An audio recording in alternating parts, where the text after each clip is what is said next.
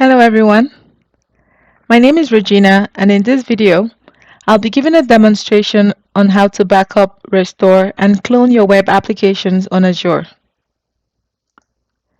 The backup feature lets you easily create backups of your application, which you can configure to be retained for up to an indefinite amount of time. Azure App Service can back up your application configuration, file content, and also your database connected to your application to an Azure storage account and container that you have configured for your application to use. Please note that backups are not available in the dev plans, except in production and premium. Also note that each backup is a complete offline copy of your application and not an incremental update. There are two ways to create backups for your web applications hosted on Azure. You can either create a manual backup or a scheduled backup. For the manual backup, you would navigate to the application page in the Azure portal and select Backups.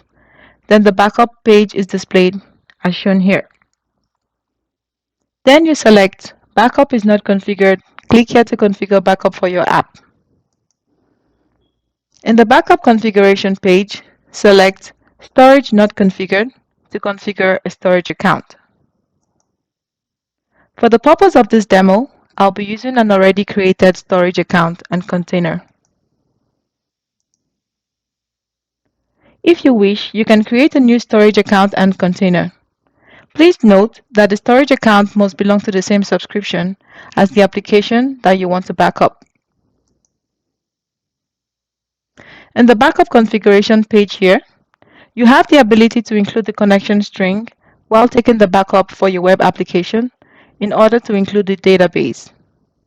Individual databases in the backup can be 4 GB maximum, but the total maximum size of your backup should be no more than 10 GB. Now we click Save. You can see the progress message during the backup process. Once the storage account and container are configured, you can initiate a manual backup at any time, and manual backups are retained indefinitely.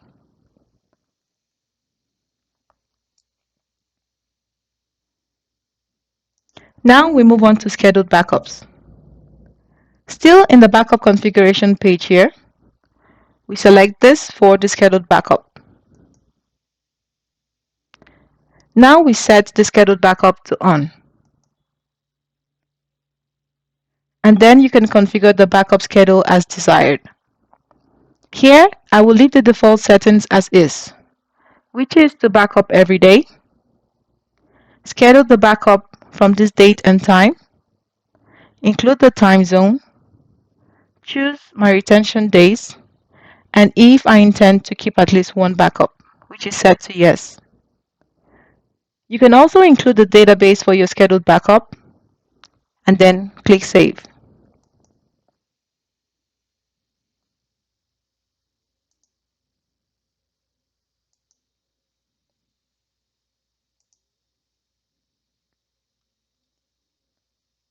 Let's move on to restoring.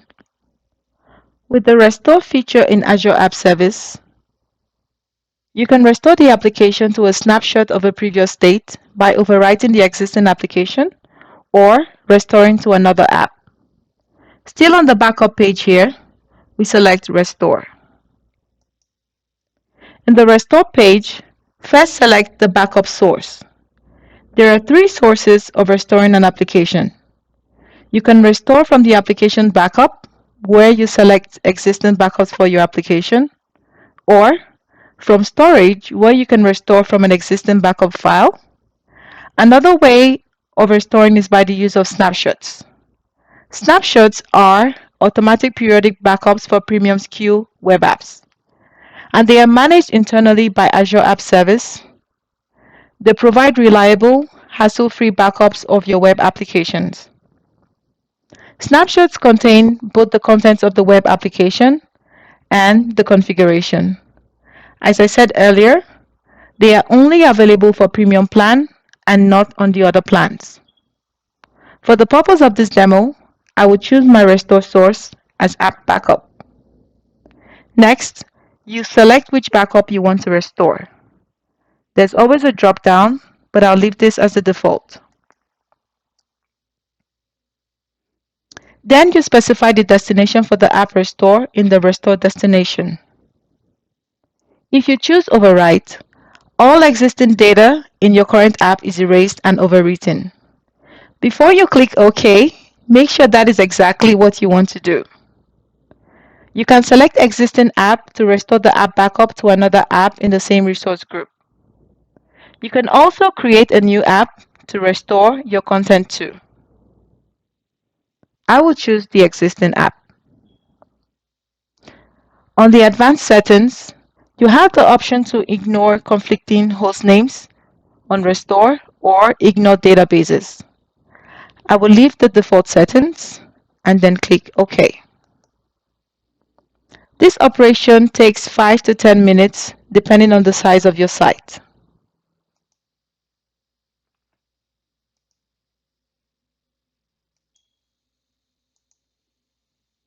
Now we move on to cloning. You can find Clone app under Development Tools in the Azure portal. Cloning is the ability to clone an existing web application to a newly created application that is often in a different region. This will enable you to deploy a number of applications across different regions quickly and easily. Keep in mind that this feature is only available to applications hosted on premium app service plans. The first thing you want to do is give the cloned app a name. This has to be something unique, as the name of the cloned app cannot be the same as the source app.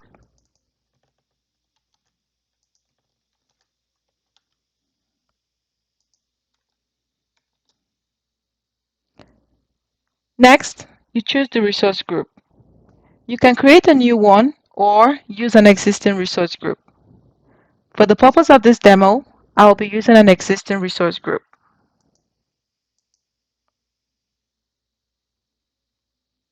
Then you want to give an app service plan.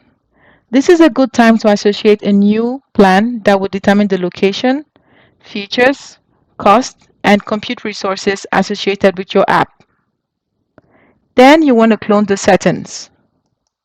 The clone will copy the content and certificates of your app into a newly created application. You can then copy the app settings, connection strings, deployment source, and custom domains. Next is the application insights. You can choose to turn this on or off to help you detect and diagnose issues with your application. There is also the automation option, which opens up a new window and brings you to the Azure Resource Manager template. Finally, we click on Create. The clone should take only a few minutes and you should see the new resources in your destination resource group. I hope this video was helpful. Thanks for watching.